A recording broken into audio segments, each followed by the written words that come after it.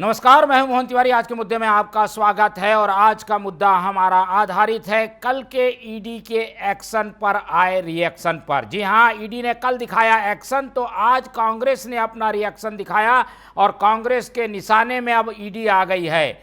लगातार अब कांग्रेस ने तय किया है कि वो केंद्रीय एजेंसी ईडी के खिलाफ प्रदर्शन करेगी और एक बड़ा प्रदर्शन हमें 22 तारीख को देखने को मिलेगा, जब कांग्रेस पूरे प्रदेश में आर्थिक नाकेबंदी करेगी। चक्का जाम इस दौरान होगा और ये सब इसलिए हो रहा है क्योंकि भूपेश बघेल के बेटे को ईडी ने गिरफ्तार किया है। ऐसे में कांग्रेस का ये जो एक्शन है, इसके क्या राजनीतिक मायने हैं और क्या इस पूरे प्रदर्शन के जरिए कांग्रेस क्या कहना चाहती है? क्या ईडी पर दबाव बनाने की ये तकनीक काम भी आएगी या फिर ईडी और ज़्यादा हमलावर होकर बाकी कांग्रेस के नेताओं को निशाना बनाएगी? इसी पर चर्चा करेंगे। पहले हम देख लेते हैं क्या कुछ कहा है कांग्रेस के नेताओं ने आज प्रेस कॉन्फ्रेंस में। तो दबाने की जो कोशिश हो रही है वो बिल्कुल सही है, ताकि लोगों का ध्यान इधर रहे और अडानी को आराम से पूरे छत्तीसगढ़ की संपदा को सौंप दिया। ये षड्यंत्र उनका है, लेकिन समय रहते सब कांग्रेस लोग जान गए हैं उनके षड्यंत्रों को, उनकी गतिविधियों को, उनके कार्यक्रमों को। और इसलिए कि अभी अध्यक्ष जी ने जो ऐलान किया कि 22 जुलाई को पूरे प्रदेश भर में जितने राष्ट्रीय राजमार्ग है सभी समागमों में उसमें चक्का जाम होगा। अभी ये प्रस्ताव हमारे विधायकों की ओर से आया है, इसलिए हमें बड़ी खुशी हुई कि वो लोग चक्का जाम करेंगे और सीधा सीधा सरकार के खिलाफ, ईडी के खिलाफ और जो हमारे प्रदेश को बेचा जा रहा है बड़े बड़े हाथों में, अडानी के हाथों में, अंबानी के हाथों में, मित्तल के हाथों में, इन सब को लेकर के एक चक्का जाम करेंगे।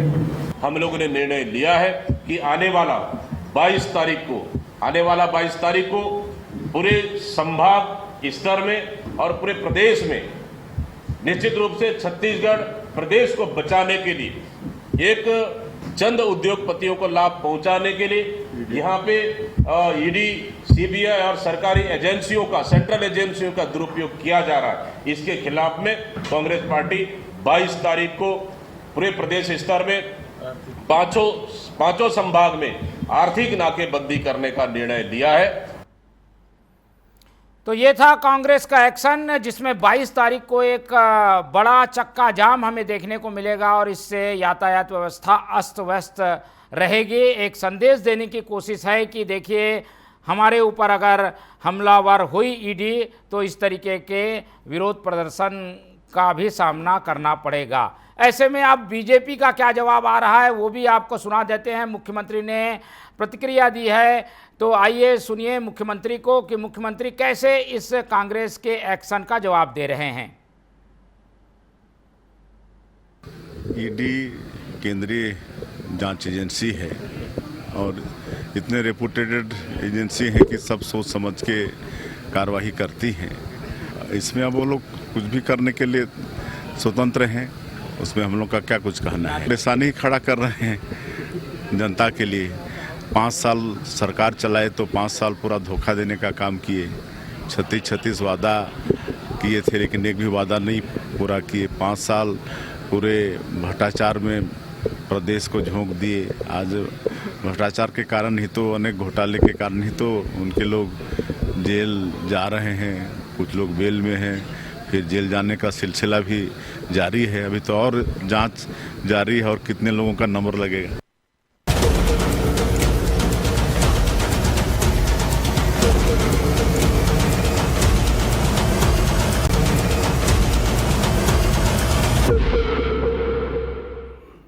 तो देखा आपने, मुख्यमंत्री कह रहे हैं कि और कितने लोगों का नंबर लगेगा, और यही वो बात है जो कि कांग्रेस को डरा रही है और कांग्रेस को लग रहा है कि कहीं और नेताओं पर इस तरीके का शिकंजा तो नहीं कसा जाएगा। और इसीलिए कांग्रेस ने भी अपना एक्शन दिखा दिया है और उनके जो मोर्चे हैं उसके निशाने में ईडी के साथ साथ बीजेपी के नेता भी हैं। इसी पर चर्चा करेंगे। मिल लेते उन मेहमानों से जो इस चर्चा में हमारे साथ रहेंगे। हम बहुत स्वागत करेंगे हमारे साथ मौजूद हैं हमारे स्टूडियो में कांग्रेस का पक्ष रखने के लिए कांग्रेस के तेज तर्रार नेता अमरजीत चावला जी, बहुत स्वागत है आपका। हमारे साथ बीजेपी का पक्ष रखने के लिए मौजूद हैं पूर्व विधायक और बीजेपी के नेता विमल चोपड़ा जी, बहुत स्वागत करेंगे आपका। और इस पूरे मामले का राजनीतिक विश्लेषण शेयर करने के लिए हमारे साथ मौजूद हैं राजनीतिक विश्लेषक वरिष्ठ पत्रकार गंगेश द्विवेदी जी, बहुत स्वागत है आपका।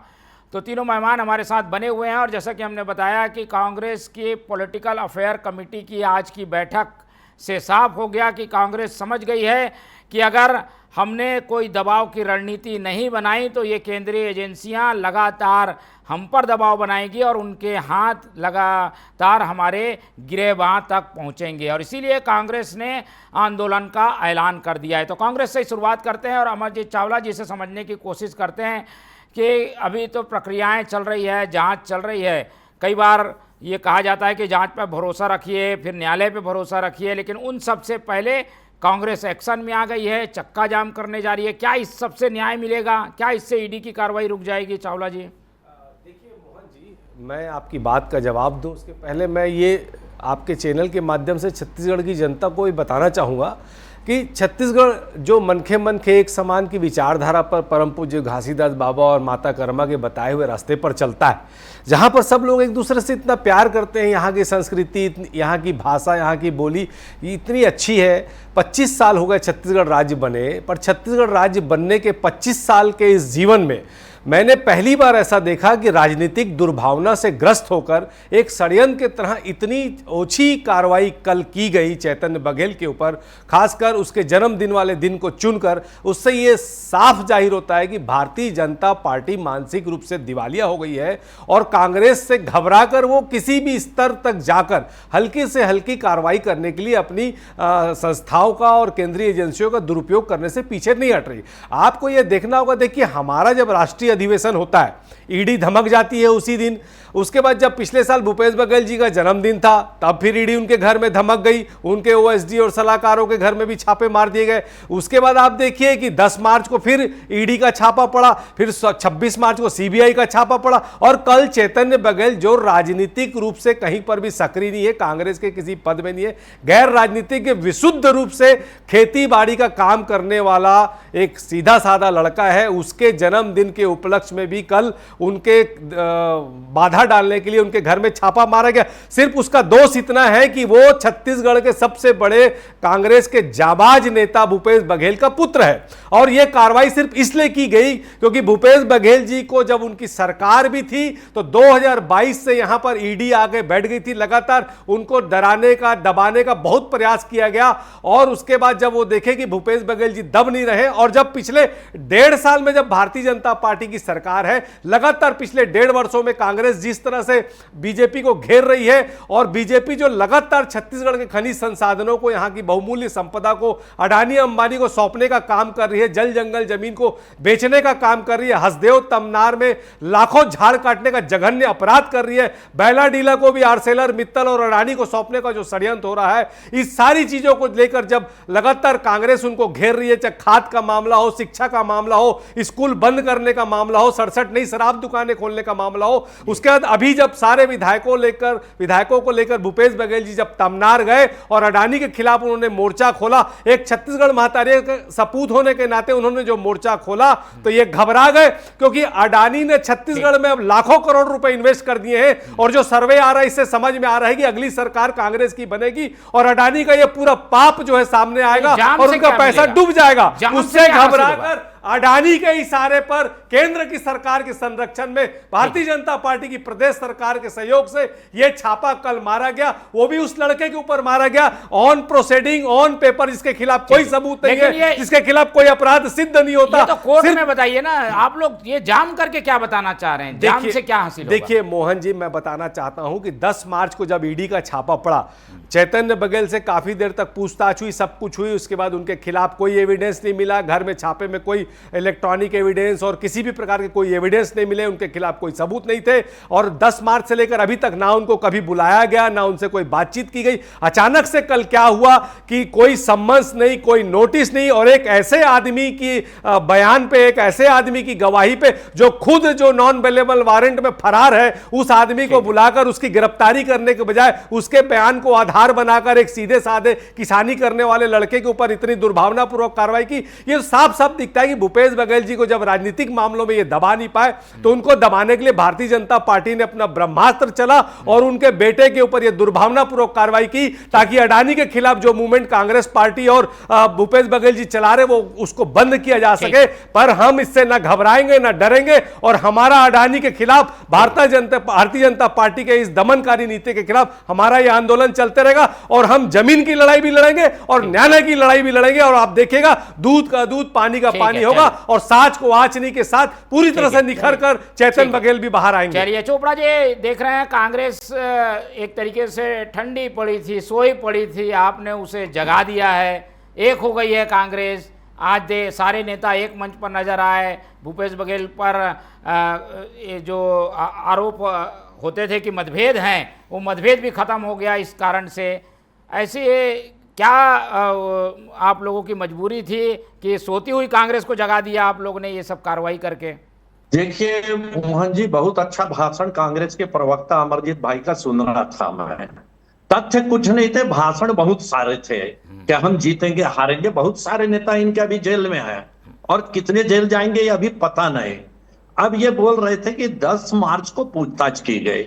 यदि ईडी को बिना प्रूफ के गिरफ्तार करना होता तो 10 मार्च और उसके पहले भी कर लेती, लेकिन ईडी ने सारे सबूत जुटाए। और आप ये जानते हैं कि शराब में कितना बड़ा भ्रष्टाचार इस प्रदेश में हुआ है। ये भ्रष्टाचार कैसे होता है ये सिखाने के लिए झारखंड के अधिकारियों को बुलाए थे यहाँ, कि देखिए शराब से कैसे कमाई होती है, शराब से कैसे पार्टी चलती है। ये झारखंड के लोग यहाँ सीखने आए थे। ये इस प्रकार का नया नया भ्रष्टाचार जो है इन्होंने देश में इजाद किया है। और आपको बता दूं मैं कि आज आप देखिए कि इसके पहले और बहुत सारे नेता जो है, कवासी लखमा गिरफ्तार हुए। कवासी लखमा कांग्रेस के बहुत बड़े नेता हैं, लेकिन चैतन्य बघेल गिरफ्तार हुए जो कांग्रेस के कोई पदाधिकारी नहीं है। क्यों हल्ला हो रहा है भैया? कवासी लखमा गिरफ्तार हुए तब क्यों नहीं किया आपने? सिर्फ इसलिए कि चैतन्य बघेल मुख्यमंत्री के बेटे हैं। इनको कांग्रेस के पदाधिकारियों से मतलब नहीं, कांग्रेस के नेताओं से मतलब नहीं है।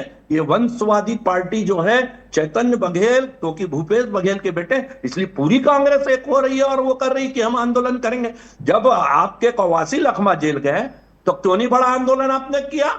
क्यों नहीं आपने ये सब चीजें की? और आज आप बता रहे हैं कि कांग्रेस एक हो गई। मैं बता रहा हूं ये ना कांग्रेस एक हो सकती ना होने वाली।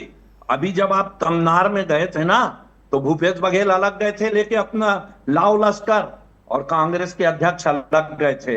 ये दिखाने के एक हैं, अंदर से ये सब चाह रहे हैं कि ये और जेल जाएं और रहें और इनको सजा मिले। ये सब कांग्रेस के लोग जो हैं जिस प्रकार ये भ्रष्टाचार का साथ दे रहे हैं और देश में कांग्रेस को डुबा रहे हैं। मैं तो कहना चाहता हूं कांग्रेस के लोगों से कि आप थोड़ा सा जो है सोचिए समझिए, उसके बाद कोई आंदोलन कीजिए। और कितना कांग्रेस को डुबाएंगे और कितना जाएंगे? ये विक्टिम कार्ड खेलते हैं, अडानी अंबानी। अरे अडानी, क्या आप जब थे सरकार में अडानी यहां काम नहीं कर रहा था क्या? आपके राजस्थान में हजारों करोड़ का काम कर रहा है, आपके कर्नाटक में अडानी अंबानी हजारों करोड़ के काम कर रहे हैं। अंबानी कब बने थे? जब इंदिरा गांधी थी तब वो उद्योगपति बने थे। और अंबानी को कोई भारतीय जनता पार्टी ने नहीं बढ़ावा दिया, नहीं, लेकिन पब्लिक में एक परसेप्शन बन रहा है कि इनको प्रताड़ित किया जा रहा है। इसका क्या काट है? बीजेपी इसे कैसे समझाएगी लोगों को? ये तो बताने में कामयाब हो रहे हैं। मोहन जी, मैं एक ही चीज कहना चाहता हूँ कि ये कहते हैं भाजपा के लोगों ने भ्रष्टाचार किया। 5 साल आपकी सरकार थी, क्यों नहीं की आपने कार्रवाई?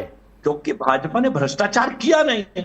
और आपके लोग एक एक करके जेल जा रहे हैं तो आप घबरा रहे हैं क्योंकि आपने भ्रष्टाचार किया। अरे कोर्ट पे इनका विश्वास नहीं। अभी आप बोलेंगे कि आप न्यायालय जाइए, तो नहीं, न्यायालय पे भी विश्वास नहीं है, ईडी पे भी विश्वास नहीं है, इलेक्शन कमीशन पे भी विश्वास नहीं है। इनको किन्हीं संस्थाओं पे विश्वास नहीं है, इनको विश्वास है तो जो कांग्रेसी बोल रहे हैं सिर्फ वही सत्य है। बाकी कोर्ट कह ले या कोई कुछ कह ले, इनको कोई वही मन के एक समान। अभी अमरजीत भाई ने कहा, इसका मतलब क्या भ्रष्टाचार की छूट दे दें? मन के एक समान है, यानी आप भ्रष्टाचार करिए और प्रेम से रहिए। आऊंगा आप दोनों के पास। आपकी सरकार है कर्नाटक में, आप कर्नाटक में जो हमारे भाजपा के नेता यदि भ्रष्टाचार के वहां डालिए जेल में। ठीक है, आपकी दोनों सरकार दोनों और प्रवक्ता पास तेलंगाना आएंगे। में पहले एक वहां टिप्पणी कार्रवाई ले लेते हैं कीजिए। गंगेश जी से समझने की कोशिश करते हैं। गंगेश जी, क्या ये विक्टिम कार्ड है कांग्रेस का जो एक्शन है, या फिर ये एक तरीके से जांच कुछ पॉलिटिकल रूप से भी प्रभावित नजर आती है? दोनों पक्षों को सुनने के बाद आपकी क्या राय है? मोहन भाई, कार्रवाई जांच एजेंसी है, वो तो अपनी जांच करेगी और लंबे समय से ईडी अपनी जांच कर रही है। और जहां पर मनी लॉन्ड्रिंग का मामला आता है, यानी कैश में बड़े लेन देन का मामला आता है, वहीं ईडी सक्रिय होती है और उस पर जांच को आगे बढ़ाती है। यहाँ पर जो ईडी की तरफ से जो बयान आया उसमें तो यही आया कि करीब 1000 करोड़ के लेन देन में भूपेश बघेल के बेटे का नाम है। उसमें उन्होंने एक पप्पू बंसल के नाम के बयान को आधार बना के इस पर जांच शुरू की है। तो ईडी अपनी जगह कार्रवाई कर रही है, जांच पड़ताल कर रही है। अभी तो कार्रवाई नहीं हुई, एक्चुअली ये तो जांच पड़ताल का हिस्सा है। उसके लिए उन्होंने ये कहा कि चैतन्य बघेल ने सहयोग नहीं किया, इसलिए उनको वहां से उनको हिरासत में लेकर पूछताछ करनी पड़ रही है। अभी तो कोई फैसला तो हुआ नहीं है, अभी तो सिर्फ जांच चल रही है। तो मुझे लगता है इसको दूसरी बात एक चीज ये है कि जिस दिन ये कार्रवाई हुई है, जिस दिन इनको उठाया गया है, वो उसका जन्मदिन था। इस बात को लेकर एकदम मतलब स्वाभाविक रूप से परसेप्शन बनता है कि जन्मदिन के दिन ही लेके उठा के ले जाने की क्या जरूरत थी?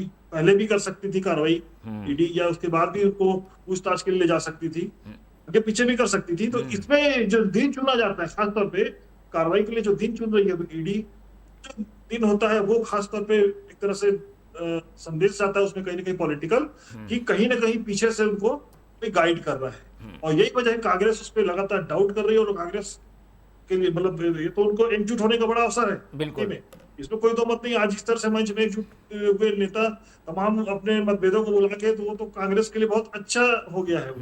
और बल्कि के लिए एक तरह से माइनस पॉइंट है कि अगर सारे कांग्रेसी एकजुट होंगे तो कहीं ना कहीं ये एकजुटता कितने दिन तक रहेगी? लेकिन क्या ये कायम रहेगी? क्या एकजुटता इसी तरीके से एक इस मुद्दे पर बने रहेगी? क्या कांग्रेस कितने दिन तक खींच पाएगी? 22 तारीख को रिमांड की अवधि खत्म हो रही है, इसलिए प्रदर्शन है, लेकिन रिमांड बढ़ेगी भी, फिर वो जेल भी जाएंगे। ये आंदोलन क्या खींचा जा सकता है क्या? मोहन भाई देखिए, इसमें इसलिए खींचा जा सकता है, और सबसे बड़ी बात है कांग्रेस को पूरी तरह समझ आ गया है कि लगातार जिस तरह से पिछले 5 साल से भी कार्रवाई कर रही है, साल के पहले से ही कहना है ना, तो उसमें पूरे देश में जितनी कार्रवाइयां हुई हैं अब तक की अभूतपूर्व कार्रवाइयां मानी जाती है। इतनी बड़ी संख्या में कभी ईडी ने कहीं छापे नहीं मारे। ईडी सीबीआई कर रही है उस पर लगातार कार्रवाई।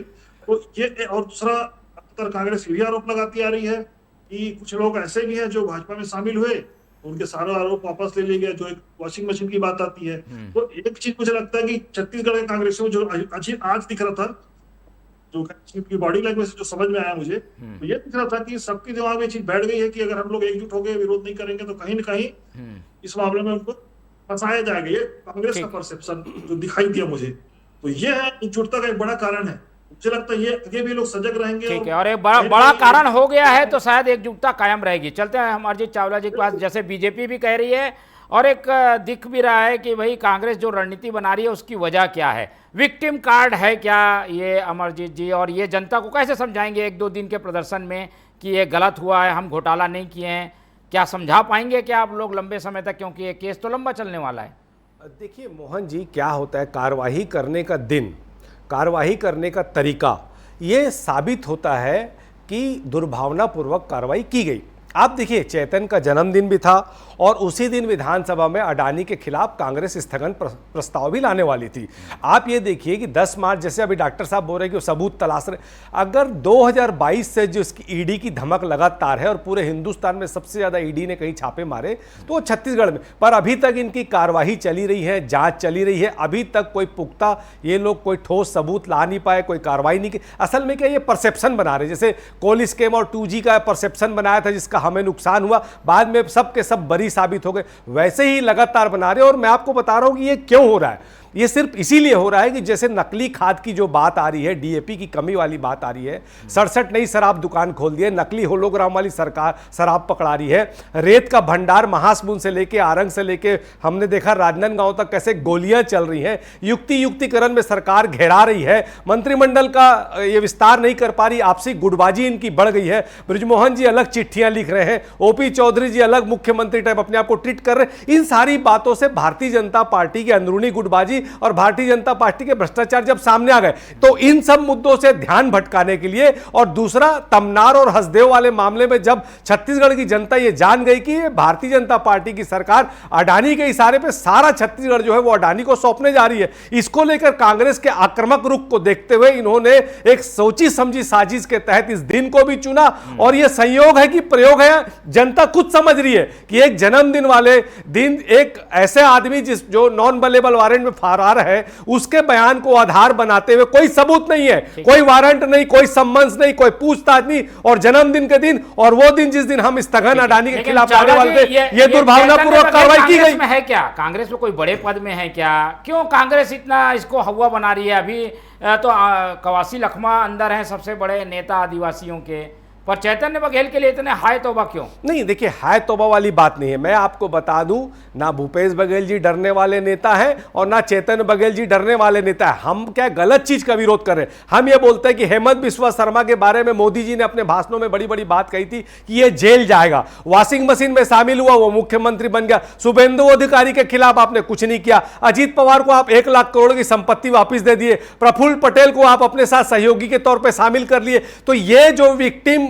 दिख रहा है, ये साफ साफ समझ में आता है कि अगर भारतीय जनता पार्टी में आप प्रवेश कर लोगे तो आपके सारे पाप धुल जाएंगे, और नहीं तो इसी तरह केंद्रीय एजेंसियों का दुरुपयोग करके आपको परेशान कर किया जाएगा। अजीत पवार का 1 लाख करोड़ रुपए रातों रात आईटी जो है वापस कर देती है, और कांग्रेस के जो लोग दबते नहीं है, डरते नहीं है, भ्रष्टाचार में फंसते नहीं है, तो उनके खिलाफ केंद्रीय एजेंसियों से माहौल बनाकर उनकी छवि खराब करने का प्रयास किया जाता है ताकि हम भारतीय जनता पार्टी के इशारे पर चले। पर यह भूल गए कि ये छत्तीसगढ़ के लोग हैं, बनके मन के एक समान की परंपरा पर हम चलते हैं, और जब दुर्भावनापूर्वक गलत कार्रवाई होती है उसका विरोध करते हैं। डॉक्टर साहब खुद गवाह है, जब ये विधायक थे इनके खिलाफ गलत पुलिसिया कार्रवाई हुई तो मैं जिला अध्यक्ष होने के बावजूद, कांग्रेस का होने के बावजूद हम डॉक्टर साहब के साथ खड़े थे, क्योंकि छत्तीसगढ़ में किसी के साथ भी गलत होगा हम कांग्रेस उसके साथ खड़े रहेगी। कल चैतन्य के साथ गलत हुआ और उसको सिर्फ इस बात की सजा दी जा रही है कि वो पूर्व मुख्यमंत्री भूपेश बघेल का बेटा है, और भूपेश बघेल को भारतीय जनता पार्टी दबा नहीं पा रही। भारतीय जनता पार्टी ये देख रही है कि भूपेश बघेल लगातार अडानी के खिलाफ कार्रवाई कर रहे, उससे घबरा कर ये दुर्भावनापूर्वक कार्रवाई की गई, उसका विरोध है, और उसी के चलते हम जो है आगामी कार्रवाई करने जा रहे हैं। चोपड़ा जी, कांग्रेस ये नहीं देखती कि हमारा कौन है, कोई भी किसी के साथ गलत होता है इसलिए वो प्रदर्शन कर रही है, और एक परसेप्शन का गेम जो है वो कांग्रेस के पक्ष में जा रहा है, क्योंकि वो बता रही है कि हम तो प्रताड़ित हो रहे हैं। आप लोग जनता को कैसे समझाएंगे कि ये जो कार्रवाई है वो सही है, जायज है? अब देखिए, मोहन जी कह रहे हैं कि दुर्भावना से ये कार्रवाई की जा रही। चलिए, मैंने मान लिया दुर्भावना से की जा रही, तो उसका मतलब क्या भ्रष्टाचार नहीं हुआ है क्या?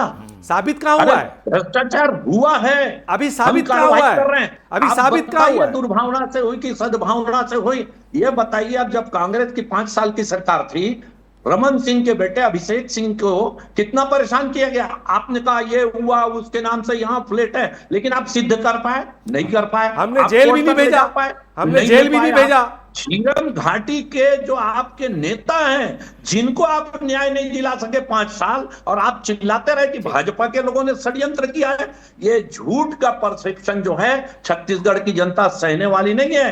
अरे जिस समय मोदी जी मुख्यमंत्री थे, आपने 12 घंटे उनको बुला करके पूछताछ की थी, 12 घंटे उनको पानी पीने नहीं दिया था। लिया जा रहा है। आज आपको लग रहा है कि उसी बात का बदला ले रहे हैं क्या मोदी जी? आप बता, कांग्रेस के नेताओं से मोदी जी उसी बात का बदला ले रहे हैं क्या? कोई भी गलत कर रहा है वो दोहराया नहीं जाना चाहिए। वाले नेता हैं। अरे सैकड़ों करोड़ का जो आदमी बिल्डर हो, वो खेती किसानी करने वाला हो सकता है? कौन सा किसान है बताइए जो सैकड़ों करोड़ कमा रहा है? आज बता दीजिए एक किसान का नाम, और आप उनको किसान बोल रहे हैं, और वो बिल्डर है, कितने बड़े बड़े काम कर रहे हैं आप बता दीजिए। हसदेव तमनार बोल रहे हैं। आपको मैं भूपेश बघेल जी का स्टेटमेंट दिखा दूंगा। जिस समय टीएस सिंहदेव ने कहा था एक डंगाल नहीं कटने दी जाएगी, उस समय भूपेश बघेल जी का स्टेटमेंट था, यदि आपको बिजली चाहिए तो आपको पेड़ काटने पड़ेंगे, नहीं तो आप अपने घर की बिजली बंद कर लीजिए, तब पेड़ कटने बंद होंगे, यह कहना था। और क्या अडानी ने छत्तीसगढ़ में काम नहीं किया है कांग्रेस के शासन में? राजस्थान में काम किया है, कर्नाटक में काम किया है। और अडानी कोई भारतीय जो टेंडर लेगा, टेंडर भरेगा, वो काम करेगा। आप भरिए अमरजीत भाई, आपने काम करिए, लेकिन नियम से हो ना भाई, लीजिए, आपको काम मिलेगा, कौन सी बड़ी बात है उसमें। लेकिन सरकारी संसाधन जो है देश के, उनका उपयोग जो है, आपको बिजली चाहिए तो कोयला लेना पड़ेगा, आपको कोयले के लिए चलिए हम आज के विषय पे आते हैं चोपड़ा जी, आ गई बात आपकी। और गंगेश जी एक टिप्पणी ले लेते हैं कि भाई अब आगे राजनीति को किस ओर जाते हुए देखना चाह रहे हैं। जो मुद्दे थे वो तो गौण हो गए, भूपेश बघेल के बेटे की गिरफ्तारी बड़ी हो गई और अभी तो करीब 1 महीने इसी में फंसे रहने वाली है कांग्रेस। क्या लग रहा है राजनीति किस ओर जा रही है? मुझे लगता है कि बघेल के बेटे के बहाने कांग्रेस एकजुट हो गई है। जो एकजुटता दिख रही है, क्योंकि सभी को बात की आशंका हो गई है कांग्रेस में कि आज आपकी नहीं तो कल मेरी बारी आने वाली है। तो ये एकजुटता का एक बड़ा कारण बना और ये एकजुटता निश्चित तौर पर को पॉलिटिकल एडवांटेज भी देगा। और जनता के बीच जाके अगर प्रदर्शन करेंगे, धरना आंदोलन करेंगे तो उसका फायदा तो मिलता ही है किसी भी पार्टी को। 2018 के चुनाव में हमने देखा है कितना जबरदस्त फायदा मिला। 5 साल तक लगातार लगातार आलोचना की भाजपा सरकार की, वो एक बड़ी जीत हासिल की थी उन्होंने। मुझे लगता है वो संभावना फिर से लोग देख रहे हैं इसी के लिए। और इस वापसी के लिए कहीं ना कहीं कहना चाहिए उसका रिएजेंट होता है केमिकल की, उसमें भाषा में एजेंट की तरह से काम करती है ईडी का मैटर। ठीक है, तो सब कुछ इस बात पर भी निर्भर रहेगा कि साबित क्या ईडी कर पाएगी जो आरोप लगाए हैं, और वो साबित होता है तो शायद गेम बदलेगा, नहीं होता है तो ये जो प्रदर्शन और ये सारी चीज़ें हो रही हैं और प्रेस कॉन्फ्रेंस में जो बातें कही जा रही है वो सच साबित हो जाएंगी। इस पर निगाह बनी रहेगी। आज समय की बाध्यता है, इसलिए चर्चा को यहीं ख़त्म हमें करना होगा। लेकिन ईडी और कांग्रेस के बीच आर पार की लड़ाई आने वाले दिनों में और तेज होती दिखाई देने वाली। इस पूरी चर्चा हमारे साथ अमरजीत जी जुड़े, उनका धन्यवाद। विमल चोपड़ा जी ने समय दिया, उनका धन्यवाद। और गंगेश द्विवेदी जी हमारे साथ बने रहे, उनका बहुत बहुत धन्यवाद। तो तीनों मेहमानों को धन्यवाद कहते हुए आज की ये चर्चा ही खत्म करते हैं और आप लोग से रखते हैं उम्मीद कि आप लोग देखते रहेंगे TV 24। रखिए अपना बहुत ख्याल। नमस्कार।